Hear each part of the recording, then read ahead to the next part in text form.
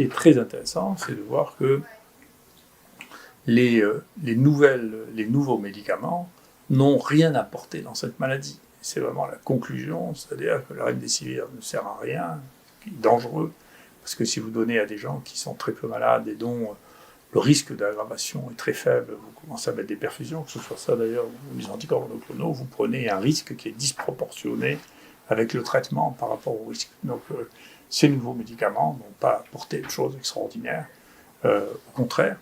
Mais il y a eu une guerre qui a été menée contre les anciens médicaments, qui est le témoin d'une évolution de la société qui est intéressante. Et que voulez-vous dire par là ? Eh bien, nous étions au milieu d'une évolution assez intéressante, qui est l'obsolescence généralisée. On le voit bien sur le plan commercial qu'il y a une obsolescence programmée de nos téléphones, de nos ordinateurs.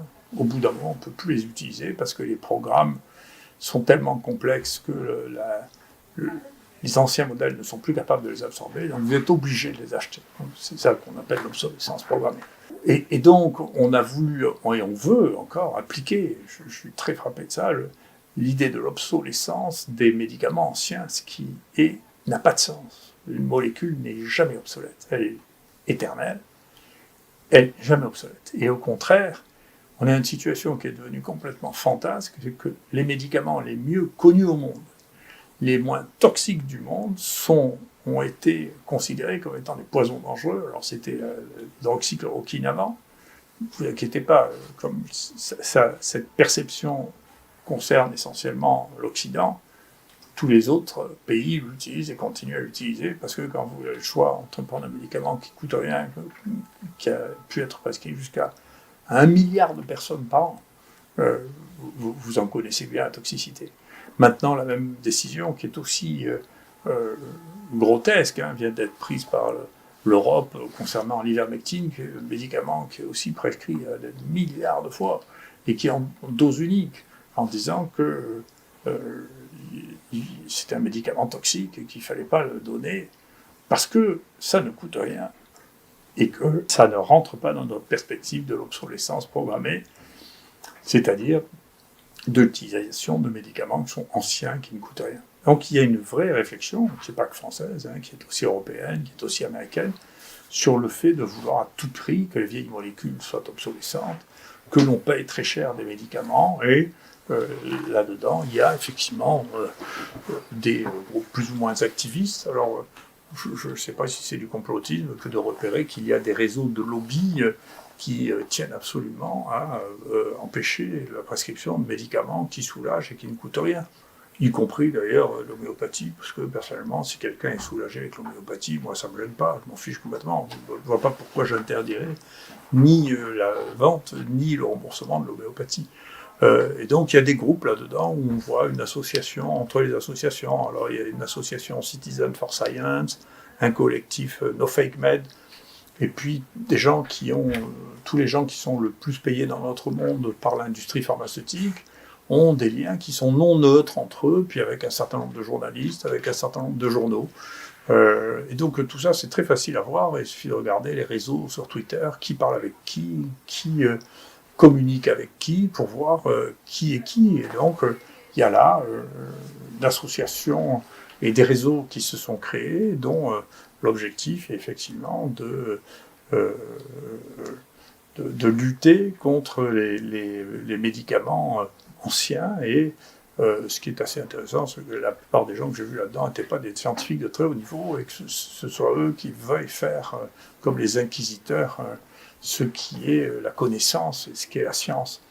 Tout ça est intéressant. Et il montre que nous sommes dans une situation complexe. Il faudra bien qu'à un moment les politiques s'emparent de ça, parce que je vous assure que pendant ce temps, l'Extrême-Orient court, et que la reconversion des molécules anciennes, la Chine est en plein dedans, parce qu'ils ont bien compris que c'était pas la peine de réinventer toute la toxicité, de perdre 10 ans pour remettre au point un médicament qui est parfaitement connu, quand il marche dans une autre indication et qui ne coûte rien.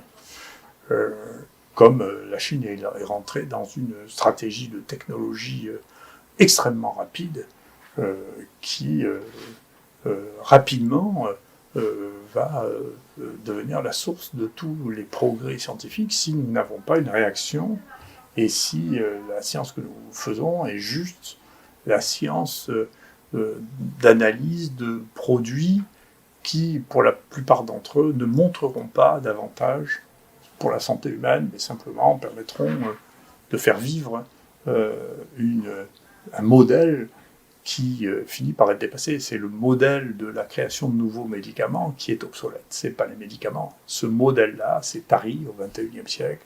Il y a très très peu de nouveaux médicaments qui permettent de changer l'espérance de vie, et il va bien falloir abandonner ce modèle. Ce n'est pas les molécules qui sont obsolètes, c'est un contresens. Les molécules sont éternelles. La plupart d'entre elles étaient même là avant nous. Et la plupart des molécules sont des modifications de molécules qui existaient dans notre environnement. Maintenant, ce modèle de la créativité de molécules pour répondre à des problèmes de santé publique majeurs est un modèle qui est dépassé en très grande partie. Et donc, c'est ce qu'il faut, c'est maintenant les modèles de détection précoce, les modèles de surveillance à la maison, c'est, vous voyez, tous ces paramètres que personne ne surveillait, c'est extrêmement important de les surveiller pour des prises en charge précoces et pour soigner les gens. Donc, il y a un vrai modèle. Comme tous les changements de modèle, et ils suscitent des controverses et des agitations, mais il faut faire attention de ne pas perdre la capacité de curiosité, d'innovation individuelle, et de ne pas transformer simplement en prestataire de services de l'industrie pour des médicaments qui seront vendus à des prix considérables et qui dépassent la valeur ajoutée thérapeutique. Merci beaucoup.